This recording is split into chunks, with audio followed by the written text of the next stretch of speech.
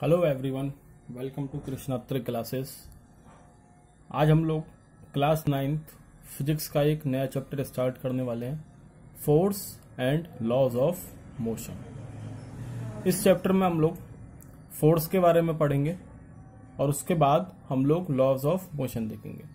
Laws of motion में आपकी 3 laws हम कवर करेंगे, Newton's first law, Newton's second law, Newton's third law. These 3 laws are known as Newton's laws of motion। तो one by one हम इसको study करेंगे इस चैप्टर में। And later on in this chapter we study linear momentum. Okay, so first of all we start from very basic. So first we have to know the meaning of force. What is force? तो सबसे पहले हम लोगों को force का मतलब मालूम होना चाहिए, तो हम पहले फोर्स देखते हैं, फोर्स क्या होता है। तो देखो, force is simply a push or pull. Force is simply a push or pull means कि एक कैप इसमें लगा हुआ है, मैंने इस पे खींचा, ये बाहर निकल आया। क्या हुआ? ये फोर्स लगाई मैंने इस पे। कैसी फोर्स? ये पुश, ये पुल है, ठीक है। मैंने इसको पुल करा और ये बाहर निकल आया, तो ये फोर्स हो गई। अब मैं इस कैप को दोबारा लगा रहा हूं, अंदर लगा रहा हूं, धकेल रहा हूं इसको अंदर की तरफ, तो ये क्या हो गया? पुश हो गया। तो force is a push or पुल। लेकिन देखो, ये डेफिनेशन है छोटी क्लास के बच्चों के लिए, 6th-7th के बच्चों के लिए। लेकिन अब आप लोग 9th में, थोड़ा लेवल हाई होना चाहिए, तो उसमें एक डेफिनेशन और आती है फोर्स की, और वो क्या है कि कोई भी एक्सटर्नल कॉज जो बॉडी का स्टेट ऑफ रेस्ट या यूनिफॉर्म मोशन को चेंज कर दे या उसको चेंज करने की क्षमता रखता हो, उसको मैं फोर्स बोलूंगा। मैंने यहां डेफिनेशन लिख रखी है। Force may be defined as an external cause which changes or tends to change the state of rest or uniform motion of a body in a straight line. मतलब फोर्स एक वो external cause है, external कारण है, जिसकी वजह से आपकी बॉडी की स्टेट ऑफ रेस्ट या मोशन की स्थिति बदलती है। मतलब अगर ये पेन यहां पर रुका हुआ है, तो ये कब चलेगा? जब मैं इस पर फोर्स लगाऊंगा। एक्सटर्नल फोर्स लगाई, ये चलने लगा। अगर ये पेन चल रहा होता और मुझे इसे रोकना होता, तो मैं इसको फोर्स लगाता, ठीक, मैं इसको फोर्स लगाते, ये रुक जाता। तो क्या हुआ? एक्सटर्नल कॉज जो बॉडी को की state of rest or uniform motion की स्टेट को चेंज कर रहा है, ये आपकी होती है फोर्स। फोर्स का सिंबल हम F से डिनोट करते हैं और फोर्स की यूनिट न्यूटन होती है, Newton, represented by capital N। ठीक है, इसके बारे में और इसका फॉर्मूला और यूनिट के बारे में अभी हम आगे देखेंगे न्यूटन सेकंड लॉ में। अभी हम लोग आगे चलते हैं और यहां पर देखते हैं इफेक्ट ऑफ फोर्स।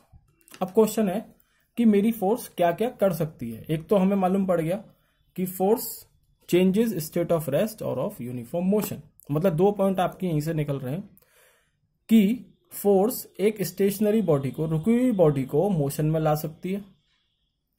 दूसरा, एक चलती हुई बॉडी को रेस्ट में ला सकती है। तो 2 इफेक्ट तो आपके ये हो गए सीधे सीधे, to set a stationary body into motion, stationary body into motion, और दूसरा to stop the moving body. ये आपके 2 इफेक्ट हो गए फोर्स के। अगर इसके एग्जाम्पल देखें तो एक बॉल रखी है, मान लो फुटबॉल रखी है ग्राउंड पे, और रखी हुई है, मतलब स्टेशनरी है, रुकी हुई है, और एक प्लेयर ने उसको किक कर दिया, तो वो आगे की तरफ भाग गई। आगे की तरफ भागी मतलब वो मोशन में आ गई। तो फोर्स ने क्या करा? एक रुकी हुई बॉडी को मोशन में ले आई। तो ये हो गया। स्टॉप की बात करें तो स्टॉप कैसे होगा कि वही फुटबॉल जो चल रही है वो एक जगह जाके रुक भी जाएगी। कैसे रुकेगी? जो ग्राउंड होगा, ग्राउंड से जो फ्रिक्शनल फोर्स लग रही होगी फुटबॉल पर, उसकी वजह से वो फुटबॉल रुक जाएगी। तो ये आपके दोनों पॉइंट क्लियर हो गए होंगे। पहला, to set a stationary body into motion, and दूसरा, to stop the moving body. ये आपके 2 इफेक्ट हो गए फोर्स के। आगे चलते हैं, और क्या इफेक्ट हो सकता है? तो एक इफेक्ट है to change the direction of moving body. किसी भी चलती हुई बॉडी का डायरेक्शन चेंज कर सकती है मेरी फोर्स।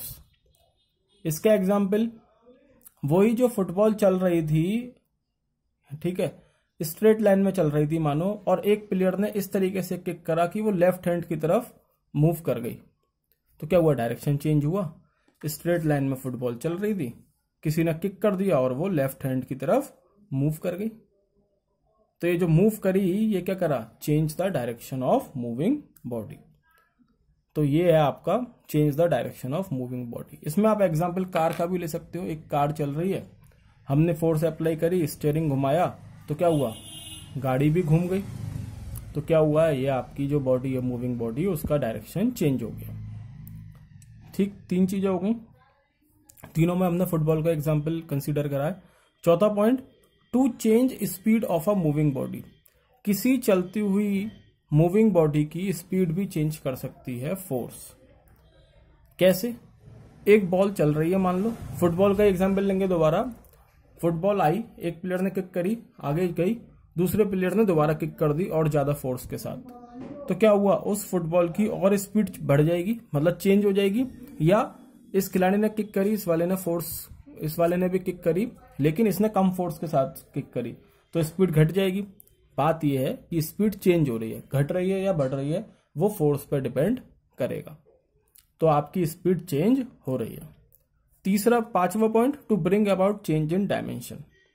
बॉडी की शेप चेंज कर सकती है, बॉडी की डायमेंशन चेंज कर सकती है। अब यहां हम एग्जाम्पल फुटबॉल का नहीं लेंगे, यहां हम एग्जाम्पल ले रहे हैं, जैसे मान लो लोहार, देखा लोहार हथौड़ा मारता है किसी भी चीज पे, कोई आपकी लोहे की शीट है या कुछ भी है, उस पर हथौड़ा मारेगा तो उसकी डायमेंशन चेंज कर देता है, शेप चेंज कर देता है। तो हथौड़े से क्या कर रहा है, वो फोर्स अप्लाई कर रहा है, और जो शेप चेंज हो रही है वो किसकी वजह से हो रही है, फोर्स की वजह से। तो ये आपके 5 इफेक्ट हो गए फोर्स के।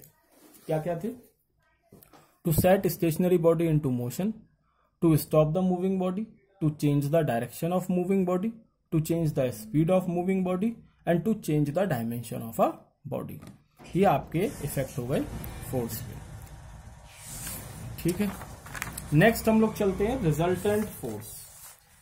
अब हमारा आता है कि हमारी रिजल्टेंट फोर्स क्या होती है। रिजल्टेंट फोर्स,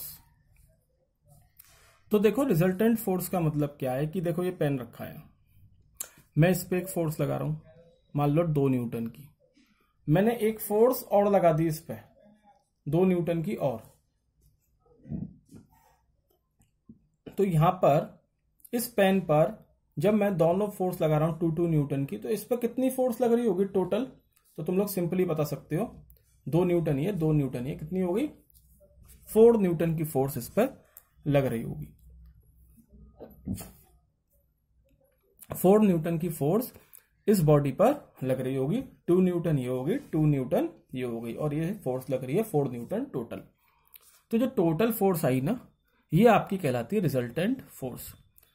क्या लिखा है हमने, the resultant force of a number of force acting on a body is a single force which produces the same effect as produced by the all forces together. मतलब ये एक 2 न्यूटन लग रही है, ये कुछ इफेक्ट कर रही है बॉडी पे, ये एक 2 न्यूटन लग रही है, इसने कुछ इफेक्ट प्रोड्यूस करा बॉडी पे।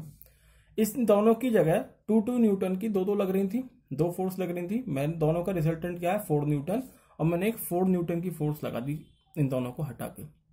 तो जो ये 4 न्यूटन की फोर्स लगाई, ये बॉडी में वही इफेक्ट प्रोड्यूस करेगी जो वो 2 न्यूटन की दोनों फोर्स प्रोड्यूस कर रही थी। तो ये आपकी कहलाती है resultant force, the force which produces the same effect as the effect produced by all the forces taken together.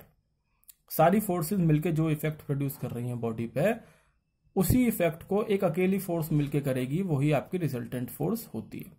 इसको ऐसे भी आप समझ सकते हो, समझो ये 2 न्यूटन लगा रहा था और 2 न्यूटन मैंने यहां से भी लगा दी दूसरे डायरेक्शन से, एक इधर से लगा रहा हूं, ये जो दिख ही रही है, एक यहां से लगा रहा हूं, ठीक है, इस तरीके से 2 न्यूटन की। तो अब क्या ये पेन मूव करेगा, नहीं करेगा, क्यों, क्योंकि 2 न्यूटन ये हो गई, 2 न्यूटन ये हो गई, ठीक, दोनों का नेट रिजल्टेंट कितना आएगा, 0 आएगा, क्योंकि दोनों अपोजिट डायरेक्शन में लग रही हैं, ठीक। तो नेट रिजल्टेंट क्या हुआ, 0। और ऐसी फोर्सेस को जब आपका रिजल्टेंट 0 आता है, ऐसी फोर्सेस को हम बोलते हैं बैलेंस्ड फोर्स, बोलते हैं हम बैलेंस्ड फोर्स। तो देखो क्या लिखा है, when the force acting on a body cancel out the effect of each other in such a way that the resultant force is zero, then these forces are said to be balanced force. क्या होती है balanced force? वो forces जो एक दूसरे के effect को cancel out कर दें और जो रिजल्टेंट फोर्स प्रोड्यूस करें उसका क्या है, नेट फोर्स जीरो आ जाए, वो मेरी बैलेंस्ड फोर्स कहलाई जाती हैं। ये मैंने अभी एग्जांपल दिया, 2 न्यूटन यहां से लग रहा है, 2 न्यूटन यहां से लग रहा है। या मान लो कि ये आपकी एक ब्लॉक रखा है, 5 न्यूटन यहां से लगा, 5 न्यूटन इस तरफ से लगा, दोनों का डायरेक्शन सेम है, सॉरी अपोजिट है, तो क्या होगा, नेट फोर्स कितनी आ जाएगी, इस पर जीरो आ जाएगी और आपकी जो बॉडी है उस पर रिजल्टेंट फोर्स जीरो हो जाएगी। ठीक, रिजल्टेंट फोर्स जीरो होगी मतलब एक्सेलरेशन जीरो होगा। अब ये चीज हम लोग देखेंगे न्यूटन सेकंड लॉ में कि एक्सेलरेशन कैसे जीरो होगा। ठीक है, अभी हम आगे चलते हैं और हमने बैलेंस्ड फोर्स देख ली। अब बैलेंस्ड फोर्स के बाद आपकी एक टर्म और आती है, बैलेंस्ड फोर्स के बाद unbalanced force. Unbalanced force, suppose मानो कि यहां पर ये पेन रखा था, मैं यहां 2 न्यूटन लगा रहा था, यहां से 2 न्यूटन। अब मैं यहां से 2 न्यूटन ना लगा के यहां से मैं लगा रहा हूं 5 न्यूटन। 5 न्यूटन, ये 2 न्यूटन लग रही है, 5 न्यूटन लग रही है, तो सिंपल सी बात है, ये वाली 5 न्यूटन है, ये 2 न्यूटन है, तो ये वाली ज्यादा है, तो ये वाली फोर्स क्या करेगी, इस पेन को मूव करवाएगी। लेकिन कितनी फोर्स से करवाएगी, देखो 2 न्यूटन ये लग रही है, 5 न्यूटन ये है, मतलब दोनों का डायरेक्शन अपोजिट है। मैं इसको ऐसे बना सकता हूं, ये वो पेन हो गया मेरा, या ब्लॉक हो गया, ये 2 न्यूटन लग रही थी एक तरफ से 2 न्यूटन और दूसरी लग रही है यहां से 5 न्यूटन। तो इस पे जो नेट फोर्स आएगी वो कितनी आएगी, 5 - 2। नेट फोर्स जो आएगी वो कितनी आएगी, 5 - 2, और किस डायरेक्शन में आएगी, ज्यादा वाली फोर्स के डायरेक्शन में आ जाएगी। तो नेट फोर्स जो लगेगी बॉडी पे वो 3 न्यूटन लगेगी। तो इस तरीके की फोर्स जिनका रिजल्टेंट जीरो नहीं होता वो मेरी अनबैलेंस्ड फोर्स कहलाई जाती हैं। उनको मैं क्या बोलता हूं, अनबैलेंस्ड फोर्स। ठीक है, तो ये आपका था फोर्स का इंट्रोडक्शन। सिर्फ हमने आज फोर्स देखी, इफेक्ट ऑफ फोर्स देखा और टाइप ऑफ फोर्स देखे जो कि होते हैं बैलेंस्ड और अनबैलेंस्ड फोर्स। बैलेंस्ड फोर्स वो जिसमें रिजल्टेंट जीरो आता है, अनबैलेंस्ड फोर्स वो जिसमें रिजल्टेंट जीरो नहीं आता। So that's all from my side. अगर वीडियो अच्छी लगे तो वीडियो को लाइक करना, चैनल को सब्सक्राइब करें, शेयर करें, कमेंट करें। Okay, thank you, bye.